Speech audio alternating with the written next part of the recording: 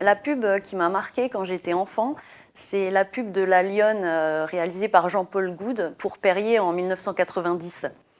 Pourquoi cette pub m'a marquée? Déjà parce qu'elle était vraiment différente de ce qu'on pouvait voir à l'époque. C'est vraiment un petit film de 30 secondes avec tous les éléments d'un grand film en fait. Il y a un scénario original, du suspense, des personnages charismatiques, il y a un vrai twist de fin.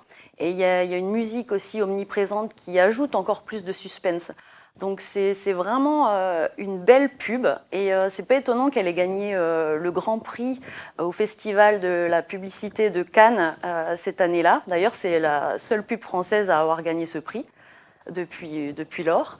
Et voilà, une deuxième chose à propos de cette publicité, c'est vraiment son message. Alors peut-être qu'à l'époque, on n'y pensait pas, mais pour moi, c'est une pub qui est résolument féministe. Vraiment, on y voit donc une femme dans la savane, elle est à quatre pattes, on voit qu'elle est apeurée, elle est animale vraiment, elle n'a pas vraiment quelque chose d'humain et elle est assoiffée.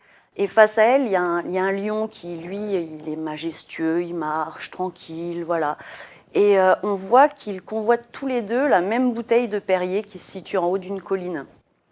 Et comme on peut s'y attendre, évidemment, le lion arrive en premier et il rugit sur la femme pour la faire fuir.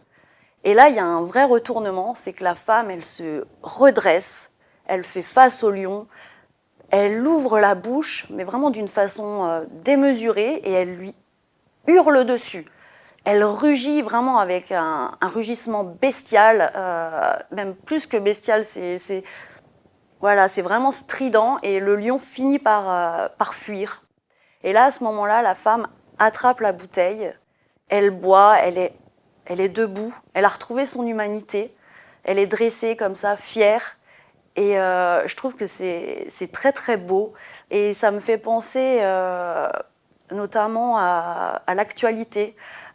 Par exemple, à MeToo, à toutes ces femmes qui essayent de combattre l'oppression, la société patriarcale, voilà. Et on le voit aussi récemment avec ce qui se passe en Afghanistan ou dans d'autres pays où les femmes doivent vraiment se battre pour vivre et pour exister.